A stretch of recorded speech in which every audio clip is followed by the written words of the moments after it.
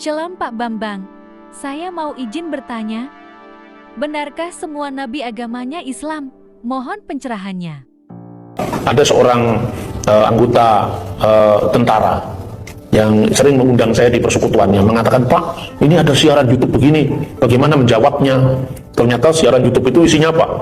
Isinya orang Indonesia, seorang ustadz yang menceritakan bahwa ini loh, profesor dari Israel, namanya Moshe Sharon, dari Hebrew University kalau tidak salah, yang mengatakan bahwa agama semua nabi-nabi dari Adam sampai Yesus itu Islam. Dan memang dikutip itu omongannya Moshe Sharon, padahal omongannya Moshe Sharon itu intinya gini loh. Ini kan saya jelaskan, karena kita ini jadi juga males, tidak mau cross check itu sumber yang dikutip oleh si Ustadz tadi. Saya cari sumbernya itu kan ketemu. Sekarang apa yang nggak bisa dicari di dunia maya sekarang ini? Ketemu ceramah utuhnya Profesor Moshe Sharon. Moshe Sharon itu mengajar, menjelaskan bagaimana seorang beragama itu sangat mudah mengklaim wilayah karena motivasi agama. Lalu dia memberikan contoh, inilah contohnya, Islamisasi sejarah yang bertujuan untuk Islamisasi wilayah. Itu intinya kira-kira. Jadi Islamisasi sejarah untuk mengislamisasi wilayah. Jadikan contoh, ini Moshe Sharon saya ngomong apa adanya. Misalnya, nabi-nabi itu dianggap Islam, gitu kan? Maka kemudian Daud agamanya Islam, Salomo agamanya Islam. Nah, Salomo kan punya bait suci yang mendirikan bait suci kan Salomo, bait suci yang pertama itu. Nah, letaknya sekarang di mana? Di Yerusalem. Yang sekarang bait suci itu berdiri di kota Daud, sebetulnya kotanya agak ke bawah itu kan, lebih kecil, kemudian dihancurkan oleh Nebukadnezar.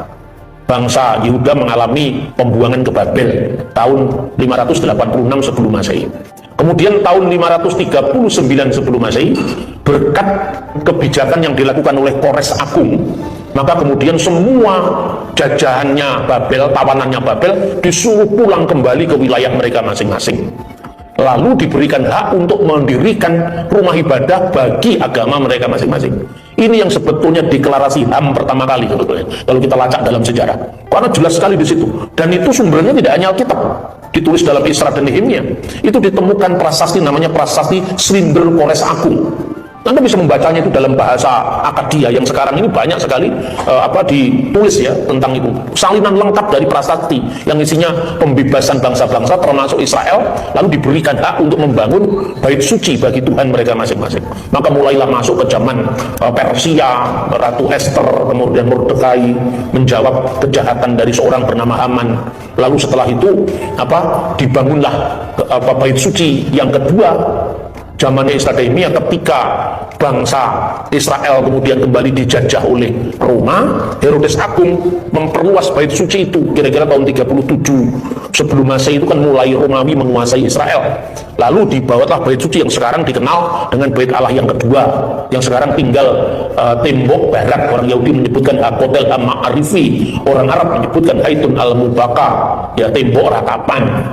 Nah, itu kan berarti pemegang hak pertama kali yang membangun itu siapa? Salomo. Salomo itu kan Nabi Sulaiman alaihi salam. Nah, berarti kalau Salomo sama dengan Nabi Sulaiman, dan Nabi Sulaiman agamanya juga Islam, berarti asetnya itu aset Islam, kira-kira seperti itu. Itu sudut pandang seorang profesor Yahudi, bukan berarti semua agama, semua nabi-nabi itu agamanya Islam gitu. Lucu sekali sebetulnya kalau dilihat. Tapi itu sudah bersorak-sorai mendengar YouTube semacam itu. Lalu saya kasih pelurusan lewat YouTube. Tidak begitu maksudnya. Nah, saya gregetin lagi. Kok ya kebacut lagi katanya orang Jawa. Terus semua tokoh dari abad-abad sebelum Masehi agamanya Islam itu ketemu pirang perkara itu. Bingung saya. Lalu saya tunjukkan bagaimana menjelaskan orang yang sudah menjadi mabuk agama ini, korban dari fanatisme agama. Saya jelaskan gini ya. Karena agama-agama itu tidak pernah lahir di ruang hampa. Pasti agama-agama itu kan dicatat oleh sejarah. Jadi misalnya pernah ada agama namanya Hindu misalnya, ya kan? Ada agama namanya Hindu. Hindu itu sudah muncul kira-kira tahun 1000 sebelum Masehi. Apakah ada catatan memang ada komunitas agama yang namanya Hindu? Nah, ternyata ada, namanya prasasti Behistun. Itu kira-kira abad ke-5 sebelum Masehi. Dalam prasasti itu disebutkan ungkapan Hidusaka, Haumasaka. Hidusaka atau Hodu kalau bahasa Ibrani. Itu ada prasastinya. Lalu ada agama namanya Buddha. Benarkah ada agama namanya Buddha? Oh, ditemukan kira-kira abad ketiga sebelum Masehi. Prasastinya di mana? Prasasti makam dari Darius Agung. Itu ada ungkapan Sakyamuni, Buddha, Dhamma, itu muncul di situ. Nah, ternyata memang agama Buddha dibuktikan oleh sejarah. Kristiani, agama Kristen, ya. Misalnya disebut-sebut dalam tulisan sejarawan Yunani, seorang satiris Yunani misalnya, atau disebutkan dalam tulisan seorang senator Roma sekaligus sejarawan Roma yang namanya misalnya Cornelius Tacitus yang menyebut orang-orang Kristiani pengikut Yesus yang disebut Kristus. Ada lagi sebutan Nosrim, Nasrani, yang artinya pengikut Yesus orang Nazaret, disebutkan dalam Alkitab Kisah Rasul pasal 24 ayat 5, tapi juga disebutkan dalam dokumen Yahudi yang namanya Birkat Haminim. Kan ada semua istilah Kristianos, Kristiani, Nosrim di luar kitab suci maksud saya.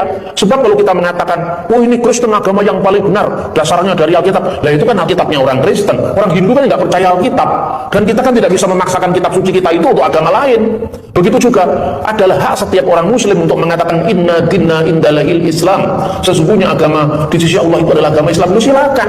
Tapi ketika Anda mengatakan bahwa semua nabi agamanya Islam, prasastinya mana? Yang di luar Quran itu mana yang menyebut ada agama Ibrahim agamanya Islam?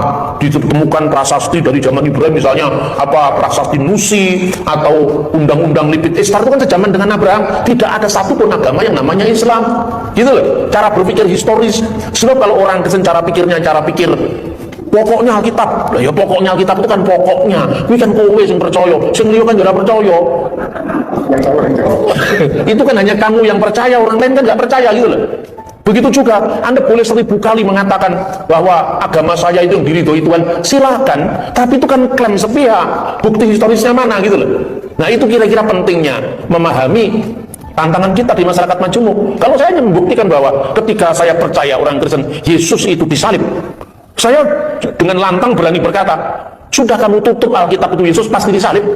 Kalau sekedar mencari fakta sejarah, ngapain kita harus membanding-bandingkan kitab suci kita dengan kitab suci orang lain? Sama-sama kepercayaan. Bagi yang percaya, monggo. Bagi yang tidak percaya, nah itu kan bukan berarti bagi dia. Oke Pak Bambang, penjelasan Anda sangat mencerahkan dan menguatkan iman kami. Terima kasih, Tuhan Yesus memberkati.